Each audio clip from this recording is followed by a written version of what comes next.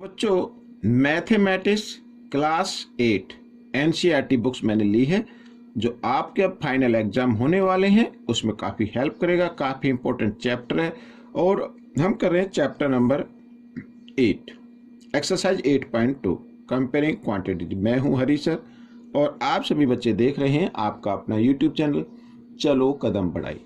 आइए करना शुरू करते। यहाँ पर देखो बच्चों, ये क्वेश्चन नंबर फर्स्ट 8.2 का ये रहा आपके सामने।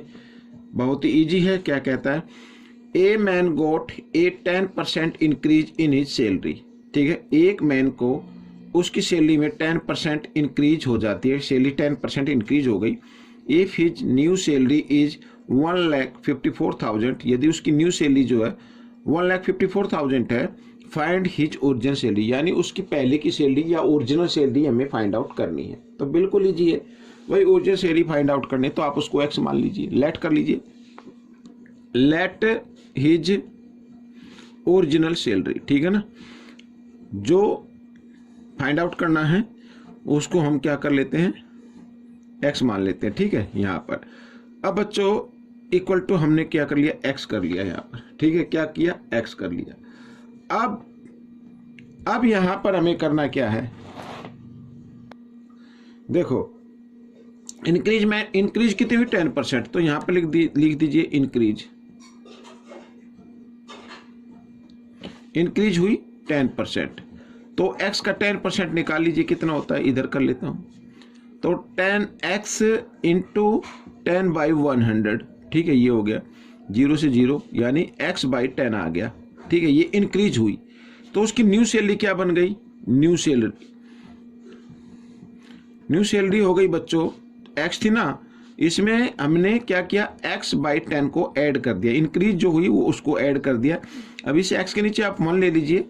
मैंने कई बार कहा है, जब दो फ्रैक्शन हो और एक के नीचे 1 डिनोमिनेटर हो तो उस कंडीशन में दोनों को मल्टीप्लाई कर दे, वही आपका एलसीएम होगा, साथ ही क्रॉस मल्टीप्लाई भी कर दे। तो 10 को x से साथ किया 10x और 1 को इस x से साथ करेंगे 1x आ जाएगा। ठीक है, इस तरीके से दोनों को ऐड किया तो 11x/10 आ गया, ये न्यू सैलरी आ गई। बट न्यू सैलरी कितनी है, बट गिवन न्यू सैलरी, ये हम लिख देते हैं 1,54,000। ये है बच्चों न्यू सैलरी है उसकी। ठीक है ना, ये हमारे तो ये 11x/10, बट गिवन कितनी है ये, तो दोनों को हमें क्या करना है, इक्वल रख देना है, तो आपकी ओरिजिनल सैलरी आ जाएगी। तो दोनों सैलरी को, ये भी न्यू सैलरी है और ये भी न्यू सैलरी है, तो इसको भी हमें क्या कर देना, दोनों को इक्वल रख देना है। अब एक्स की वैल्यू निकालनी है आपको, तो इधर ये लिखिए 1,54,000, 10 इधर किस में, डिवाइड में, इधर आकर मल्टीप्लाई में, और 11 मल्टीप्लाई में है तो इधर आकर ये डिवाइड में, इस तरीके से। ठीक है, 11 1 जा 11 से डिवाइड कर देते, 11 1 जा 11 हो गया, यहाँ पे 4 बच गया, 4 44 हो गया, 11 4 जा 44, और इस तरीके से ये 14 को 1 से मल्टीप्लाई किया 14, इधर 3 0 इधर 1 0, तो 4 0 आ गई, 1 2 3 4। तो बच्चों ये ओरिजिनल सैलरी आ गई, यानी 1,40,000। ठीक है, तो ये आपका क्वेश्चन सोल्व हो गया। आइए करते हैं क्वेश्चन नंबर सेकंड। तो क्वेश्चन नंबर सेकंड भी इजी है। क्या कहता है, on Sunday 845 people went to the zoo. ठीक है, संडे को कितने पीपल गए, 845। On Monday only 169 people went, केवल 169 पीपल ही गए। What is the percent decrease बताना, कितने परसेंट डिक्रीज हो गई in the people visiting the zoo on Monday. Monday को कितनी डिक्रीजिंग हो गई। तो सबसे पहले देखो, डिक्रीज आप नंबर में फाइंड आउट कर लो, परसेंट में बाद में करते हैं। डिक्रीज कितने भाई, मंडे ये गए ना संडे को, तो 845 माइनस 169। अब ये डिक्रीज कर लेते हैं, तो 15 में से 9 माइनस करेंगे 6, यहाँ पे रह गया 3 में से 6 माइनस नहीं हो गया, 13 में 6 माइनस करेंगे 7, और यहाँ पे रह गया 7 में से 1 गया 6, ये आ गया भाई 676 डिक्रीज हो गई। अब डिक्रीज परसेंट आपको फाइंड आउट करना है, तो डिक्रीज नंबर हमेशा ऊपर आता है, ये आपको मालूम होना चाहिए। और डिवाइड में किस में डिक्रीज हुई है, 845 में हुई, तो 845 नीचे आएगा और परसेंट फाइंड आउट करने के लिए 100% से इसको क्या कर देना, मल्टीप्लाई कर देना इस तरीके से। आइए इसको डिवाइड कर लेते हैं। तो यहाँ पर हम देखें किस नंबर से डिवाइड होगा, इनको कर लेते हैं पहले, ठीक है। 5 से कर लेते हैं, 5 से। 5 1 जा 5, 3 4 34, 5 6 जा 30 और 5 9 जा इस तरीके से। और यहाँ पर 5 से किया तो 20 आ गया, ठीक है। अब हम इन दोनों को कर लेते हैं डिवाइड, ठीक है। डिवाइड नहीं हो रहा है तो उसको हम क्या करेंगे, मल्टीप्लाई भी करके देख सकते हैं। और 4 पे, यानी कि इसको 4 पे करके देखते हैं। 169 को 4 से मल्टीप्लाई, 4 9 जा 36, कैरी 3, 4 6 जा 24 और 3 कितना हो गया, 27 हो गया, कैरी 2, 4 1 जा 4 और 2 6, जी हाँ 4 पे हो गया बच्चों, ये 4 पे कैंसिल हो गया। तो 20 इंटू 4, 24 जा 80, तो 80% डिक्रीज हो गई बच्चों। बिल्कुल आसान क्वेश्चन था, हो गया आपका क्वेश्चन, ठीक है। अब हम करेंगे क्वेश्चन नंबर 3। ये रहा आपके सामने क्वेश्चन नंबर 3, ये रहा, ठीक है। क्या कहता है देखो, a shopkeeper buys 80 articles for ₹2400 and sell them for a profit of 16। Find the selling price of one article. One article की सेलिंग प्राइस आपको फाइंड आउट करनी है। तो सबसे पहले आपको क्या करना है, वन आर्टिकल की ही कॉस्ट प्राइस फाइंड आउट कर लो। भाई 80 की गिवन है ना, तो 1 की फाइंड आउट कर लेते हैं। यहाँ पर लिख देते हैं cost price of 80 articles equal to ₹2400, ठीक है। अब 1 की निकाल लेते हैं, cost price of one article. तो 1 आर्टिकल तो कम में आएगा, तो 2400 को हम 80 से क्या कर देते हैं, डिवाइड कर देते हैं। तो यहाँ पर आ गया 8 3 जा कितना हो गया, 24 और 0, तो 30 रुपीज आ गया बच्चों, ठीक है। कितना आ गया, 30 रुपीज आ गया। अब इसको सेल किया 16% पर, किस पर किया, 16% पर। तो यहाँ पे प्रॉफिट लिया है, मतलब 60% का प्रॉफिट लिया है। तो प्रॉफिट कितना है, 16%, किस पर, 30 पर। तो 16% निकाल लेते हैं। तो 16% का मतलब 16/100 और इंटू 30 इस तरीके से। यहाँ पर 0 से 0, ठीक है। 16 3 जा कितना होता है, 48 और बाई 10 यानी 4.8 आ गया, क्योंकि 10 है तो 1 डिजिट के बाद डेसिमल लगा दिया। ये प्रॉफिट हो गया। तो सेलिंग प्राइस क्या होगी, selling price of one article. अब देखो आप देखो भाई 30 रुपीज की तो उसने खरीदा, प्लस 4.8 का प्रॉफिट लेकर उसको सेल कर दिया, तो कितना आ गया, 34.8 रुपीज आ गया। ये सेलिंग प्राइस आ गई। हो गया क्वेश्चन। ज्यादा से ज्यादा प्रैक्टिस करनी है, ठीक है, तभी आपके लिए बड़ा इजी हो जाएगा ये। अब यहाँ पर ये करते हैं नेक्स्ट क्वेश्चन। ये गलती से क्वेश्चन नंबर 5 लिखा गया है, ठीक है ना। तो क्वेश्चन नंबर 4 में इसके बाद करा देता हूँ, पहले हम इसको सोल्व कर लेते हैं। आगे क्या कहता है देखो, ए VCR and TV were boat for 8000 rupees each, ठीक है। यानी VCR की भी कॉस्ट 8000 है और TV की भी कॉस्ट 8000 है। The shopkeeper made a loss of 4% on the VCR। VCR पर क्या हुआ, 4% का लॉस हो गया, and a profit of 8% on TV। TV पर 8% का प्रॉफिट हो गया। फाइंड द गेन और loss percent on the whole transaction. तो यानी टोटल मिला के हमें ये फाइंड आउट करना है, उसको लास्ट में प्रॉफिट हुआ या लॉस हुआ, ठीक है। आइए करना शुरू करते हैं। तो VCR का गिवन तो सबसे पहले लिख लेते हैं, cost price of VCR। Cost price of VCR तो कितना है बच्चों, ₹8000। इस पर क्या हुआ, लॉस हुआ, लॉस कितना हुआ, 4%। तो इसका 4% निकाल लेते हैं, कितना होता है। तो 8000 मल्टीप्लाई 4% मीन्स 4/100, इस तरीके से 20 से 20 कैंसिल हो गई, 4 8 जा 32 और इधर 0, तो यानी 320 रुपीज का क्या हो गया, लॉस हो गया। तो सेलिंग प्राइस क्या आएगी, सेलिंग प्राइस ऑफ VCR। तो 8000 में से आपको क्या कर देना है, 320 माइनस कर देना है, ठीक है ना। तो 0 की 0 आ गई, 10 में से 2 माइनस किया 8 आ गया, और यहाँ पर रह गया 9 में से 3 माइनस करेंगे 6, यहाँ पे 7, ये आ गया बच्चों, ठीक है। यानी 7680 रुपीज का उसने VCR को सेल कर दिया, ठीक है। ये आ गया एक। तो अच्छा, अब टीवी के लिए निकाल लेते हैं कॉस्ट प्राइस ऑफ टीवी।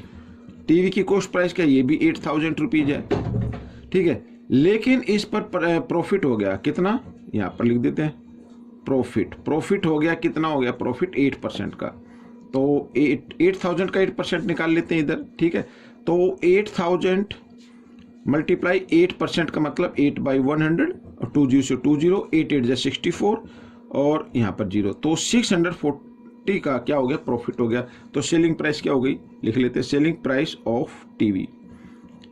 तो 8000 का तो खरीदा था प्लस 640 रुपीज का प्रॉफिट हो गया, तो 8640 रुपीज का उसने सेल किया, ठीक है।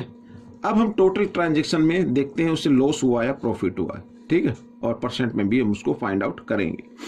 तो टोटल कॉस्ट प्राइस निकाल लेते हैं, total cost price of VCR and TV, ठीक है भाई। 8000 था ना, 8 था, तो दोनों की वैल्यू जो है 8000 है, यानी 2 से मल्टीप्लाई कर दो 16000 आ जाएगा, ठीक है, 16000। और टोटल सेल प्राइस निकाल लेते हैं, total sale price of VCR and TV. तो कितना बच्चे 8640, तो यहाँ पर ये टीवी की कॉस्ट है और प्लस 7680 किसकी कॉस्ट आ गई, VCR की आ गई। तो दोनों को ऐड किया तो 0 0 यहाँ पर लिख देते हैं, 8 और 4 12, ठीक है, कैरी 1 6 और 6 12 और 1 13, कैरी 1 8 और 7 15 और 1 16, ये आ गया बच्चों, ठीक है। तो सेलिंग प्राइस क्या आ गई 16320। तो भाई 16000 का उसने खरीदा था माल और 16320 का बेच दिया, यानी उसे तो प्रॉफिट हो गया। प्रॉफिट कितना हुआ यहाँ पर लिख लेता हूँ मैं, थोड़ा सा प्रॉफिट हुआ भाई उसे, टोटल प्रॉफिट में डायरेक्ट लिख देता हूँ बच्चों, 320 रुपीज का हो गया, ठीक है। आप माइनस करके दिखा सकते हैं। अब प्रॉफिट परसेंट फाइंड आउट करना है, तो प्रॉफिट ऊपर आता है हमेशा, नीचे कॉस्ट प्राइस आती है। कॉस्ट प्राइस क्या है 16000 टोटल, ठीक है ना। कॉस्ट प्राइस क्या है टोटल 16000 है, और इंटू 100% से इसको क्या कर देना, मल्टीप्लाई कर देना। तो 10 से ये 10, 20 से ये 20 हो गई, 16 जा 16, 16 2 जा 32, तो 2% का बच्चों से प्रॉफिट हो गया, ठीक है। तो ये क्वेश्चन आपका सोल्व हो गया। अब हम करेंगे क्वेश्चन नंबर 4, ये रहा आपके सामने क्वेश्चन नंबर 4, ये रहा, ठीक है ना, जो छूट गया था। आइए करते हैं। अब क्या कहता है क्वेश्चन नंबर 4, देखो ये है, एक मिनट, हाँ वो 4, ठीक है 4, the cost of an article. भाई कॉस्ट ऑफ एन आर्टिकल दी हुई है and ₹450 were spent on it's repair, यानी कोई आर्टिकल लिए, ठीक है, थोड़ी सी खराब होगी तो 15,500 की ले ली और उसके ऊपर 450 रुपये रिपेयर पर खर्च कर दिए। If it is sold for a profit of 15%, तो find the selling price. Selling price find out करनी है। तो यहाँ पर सबसे पहले बच्चों लिख लेते हैं cost price of article. Cost price of article तो है, ये है बच्चों ₹15,500, ठीक है। अच्छा, स्पेंड ऑन रिपेयर ये भी लिख लेते हैं, स्पेंड ऑन रिपेयर कितना आ गया 450 आ गया। टोटल कॉस्ट प्राइस क्या आ गई ये निकाल लेते हैं। टोटल कॉस्ट प्राइस भाई ये जो रिपेयर में आया ना, ये भी क्या होगा ऐड हो जाएगा, ठीक है। Total cost price of article लिखना, तो ऐड किया तो 15,500 में 450 ऐड करेंगे तो कितना आ जाता है, इधर देख लेते हैं। 0 5 का 5 5 और 4 9, ये आ गया बच्चों 15,950, ठीक है। अब इस पर क्या चाहिए, उसे प्रॉफिट चाहिए। क्या चाहिए, प्रॉफिट चाहिए। प्रॉफिट कितना चाहिए 15% का, ठीक है, और सॉरी 15% यहाँ पर। तो 15% फाइंड आउट कर लेते हैं। तो 15,950 का 15%, सॉरी इस तरीके से, ठीक है, 0 से 0 कैंसिल हो गई। अब बच्चों ये इसको मत और डिवाइड करो, आप सीधा क्या कर दो मल्टीप्लाई कर देते हो। तो 15 5 जा क्या होता है 75 का 5 कैरी 7, याद रखना। 59 जा 135, 135 में 135 में 7 ऐड करेंगे तो कितना हो जाता है 142 हो जाता है, 142 का 2 कैरी 14 आ गया बच्चों, ठीक है, याद रखना। और 15 5 जा फिर 75 में हमने 14 ऐड करना है तो हो गया 89 का फिर 9 आ गया इधर और कैरी 8 आ गया, ये 15 1 जा 15 और 8 होता 23, ठीक है, ये आ गया बच्चों। तो जो हमने देखा कि 1595 को 15 से मल्टीप्लाई करते हैं तो ये नंबर आ गया, और नीचे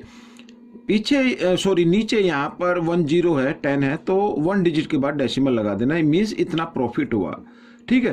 तो अब हमें सेलिंग प्राइस फाइंड आउट करनी है। क्या फाइंड आउट करनी है? Selling price. तो लिख लेते हैं selling price of an article, ठीक है।